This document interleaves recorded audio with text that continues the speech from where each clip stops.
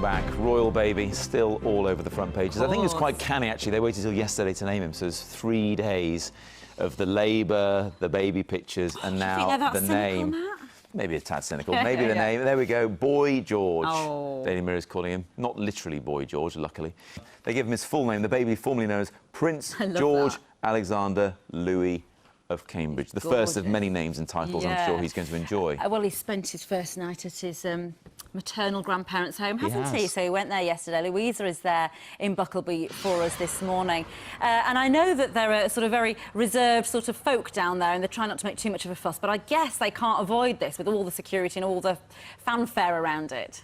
You know, if you look back at the kings and queens you've had, it's been Elizabeth, George, Edward, George, Victoria, William, missed a couple maybe, George. It was going to be George, wasn't it? Absolutely. Well, let's speak to the royal historian, Kate William. A little boy in Louise's report there was right when he said St George. I mean, there's some criticism that is it too English, really? It is English. Of course, St George is the patron saint of England, and it's a name that really is very, very associated with, as you say, Matt, the royal family since 1714, since George came over and founded the Hanoverian dynasty because Anne died without heirs. It's been pretty much solid Georgians all the way through. I mean, so many Georgians that we had 18th century was a just non-stop Georgian period. And it is very much, it's not really, as you say, an international name. It is an English one. Very popular in England generally for little boys, but it was pretty much a no-brainer for this little one. Apparently the name actually originates in Greece. George. It is. Like George Michael.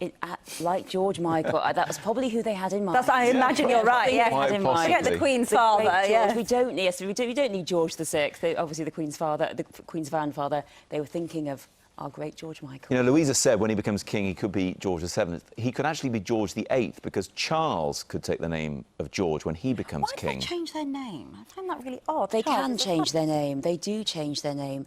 They generally choose to come to the throne with their first name, but George VI was christened Albert. George was his fourth name, and he chose it to show continuity because he wants to be like his father, George V, all the other Georges that had gone before. So it gives you continuity, it gives you history, and so this is why it's quite a nice name for this little boy. I mean, my money was on George completely, not physically, otherwise I'd be richer this morning. But, you know, he's got one foot in the future, of course, because he's going to come to the throne in the 22nd century. He might be teleporting himself round on royal duties, but he's also got one foot in the past with George. You were saying George is very English or Greek, possibly.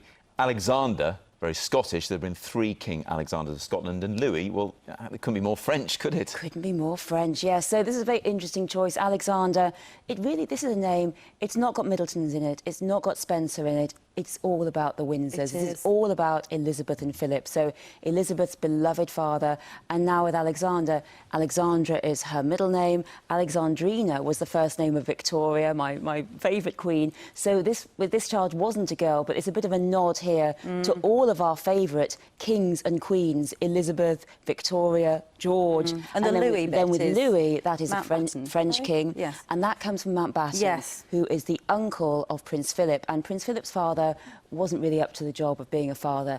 His uncle Mountbatten did everything for him, so it's practically honouring Philip's father here. And Charles is also very close to him. Louis is one of William's names, so this was all the front runners. And just a quick nod to the fact that, as they're making clear this morning, that this will be the first heir to the throne who has had his entire life in sort of social media land. I mean, you're a historian. What does that mean for him, if you think, throwing forward as to the difference for him actually in future? Yes, it's going to be very different. Elizabeth II's governor said royals are only private in the womb, and that was in the 1930s when, you know, it was also very genteel. Now it's social media and whatever. Diana used to strike actual deals with the press. She used to say, OK, take a few photos here, then go away and leave us. She can't do that anymore because even if the mainstream media agree, there are 100 people out there with a camera phone. So this little boy's got to be, it's going to be difficult to give him a normal life, and also because he is, as we've seen over the past few days, a global celebrity. Kate, thanks very much indeed. I think it's a shame there wasn't any room in the names for a Middleton. Gary could have fitted in there somewhere, I'm sure.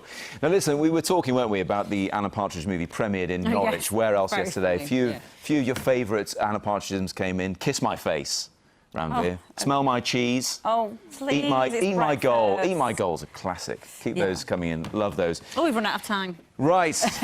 Well, it's time for the forecast, and it is, with Laura, quite literally liquid weather.